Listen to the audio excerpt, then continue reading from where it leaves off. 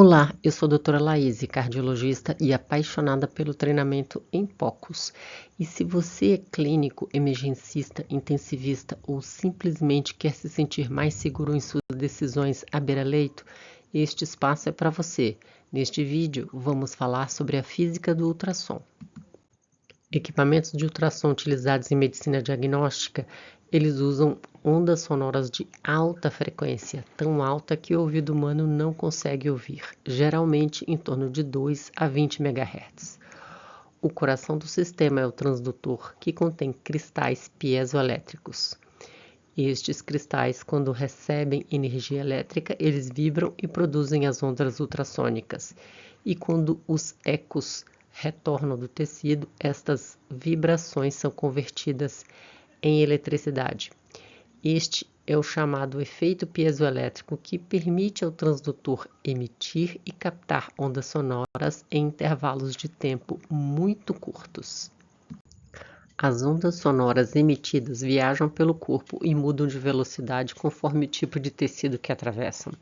E quando encontram uma interface entre dois tecidos diferentes, como músculo e osso, parte da onda é refletida de volta para o equipamento, que mede o tempo que o eco levou para retornar, estimando assim a profundidade da estrutura refletora.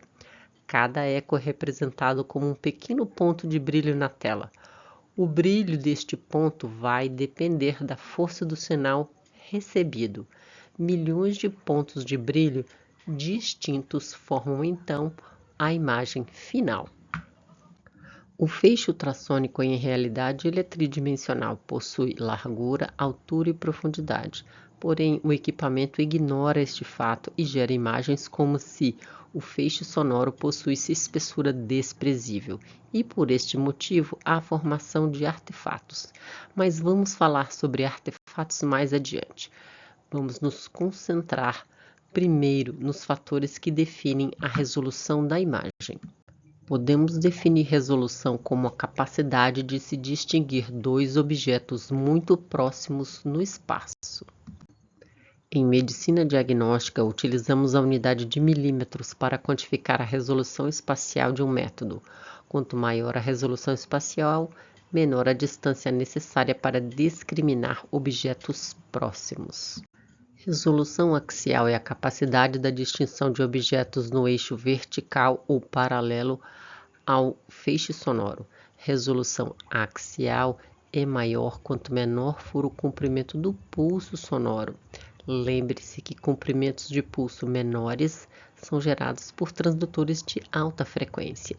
Em outras palavras, podemos sempre utilizar a maior frequência possível para a região de interesse.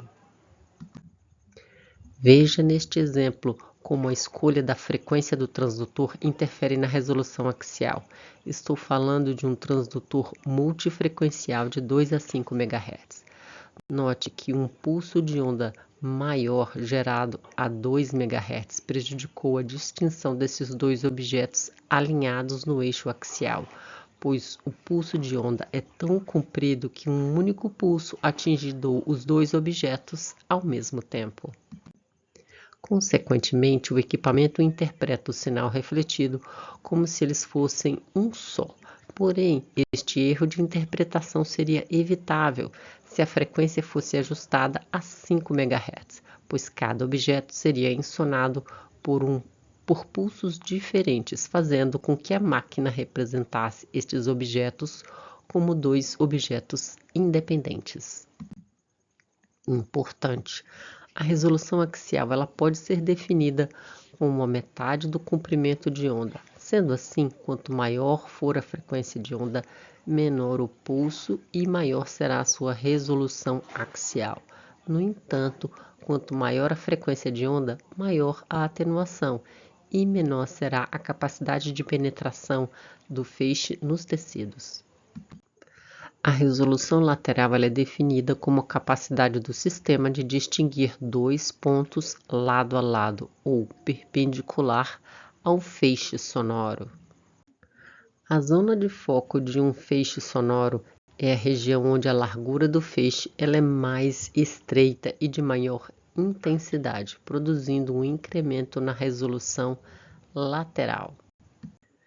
Eu costumo comparar o setor do monitor sem foco como elementos de um leque, onde os feixes de varredura correspondem às dobras do leque, estreitos no eixo proximal e largos no eixo distal. Este comportamento é causado por um fenômeno denominado como dispersão, que resulta em dois efeitos principais. O primeiro é a perda de definição das bordas no plano distal, que pode dar uma aparência de borramento às estruturas representadas. E o segundo efeito é ainda mais desafiador. A proximidade de feixes paralelos na porção distal possibilita a superposição e fusão de estruturas reais distintas. E para que haja uma boa resolução lateral, é necessário que exista pelo menos 2 feixes de varredura livres de eco entre 2 objetos próximos, pois isto previne que sinais de estruturas vizinhas sejam falsamente plotados no plano horizontal no seu monitor. A espessura do corte é a habilidade que o feixe sonoro tem de separar estruturas que estão no plano elevacional, ou seja, acima ou abaixo do plano de corte. Obviamente, haverão momentos onde estruturas no eixo de elevação serão erroneamente plotadas no corte, pois o ultrassom assume que o feixe sonoro possui espessura desprezível.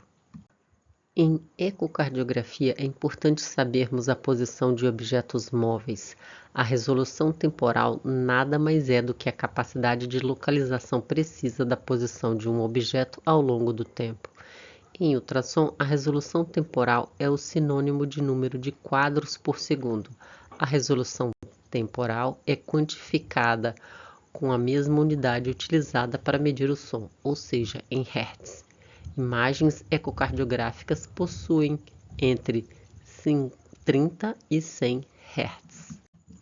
A resolução temporal ela é dependente de frequência de repetição de pulso, da profundidade da imagem e do número de linhas de varredura. Existe uma fórmula que possibilita o cálculo da máxima resolução temporal. Como a velocidade do som é constante, para melhorarmos a resolução temporal, podemos reduzir a profundidade ou a densidade de linhas de varredura, que na prática é a largura do setor.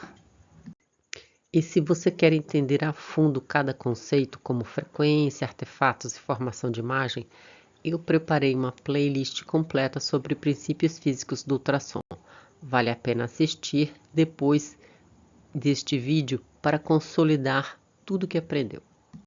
Representação de imagem. Tecidos que refletem muito o som, eles aparecem como claros ou também chamamos eles de hiperecogênicos. Os que refletem pouco aparecem escuros, hipoecogênicos. E o líquido que não reflete a onda sonora, eles são anecoicos ou pretos. Este processo é repetido milhares de vezes por segundo, criando imagens dinâmicas em tempo real. Transdutores de alta frequência produzem imagens mais nítidas, mas com pouca penetração, ideais para vasos, músculos e estruturas superficiais. Frequências baixas alcançam estruturas mais profundas, mas com menos detalhes. Eles são úteis para avaliação do fígado, coração e abdômen. Saber ajustar isso é o primeiro passo para uma boa aquisição de imagem. Resumindo, embora o feixe sonoro seja uma estrutura tridimensional, o equipamento de ultrassom infere que o feixe possui uma espessura desprezível. A resolução é a distância mínima que o equipamento de ultrassom pode definir dois elementos distintos que estão próximos. Podemos calcular a resolução de um feixe sonoro dividindo o comprimento de onda por 2. Em ultrassonografia, a resolução axial é melhor do que a resolução lateral. E eu espero que você tenha entendido como o equipamento de ultrassom transforma ondas sonoras em imagem. O próximo passo, então, é saber como se posicionar corretamente na hora do exame. E se você gostou deste conteúdo, aperte o botão de se inscrever e ative o sininho para receber notificações dos nossos vídeos semanais. E compartilhe este vídeo com seu colega para me ajudar a ajudar mais pessoas. Espero que tenham gostado e te encontro na próxima sessão.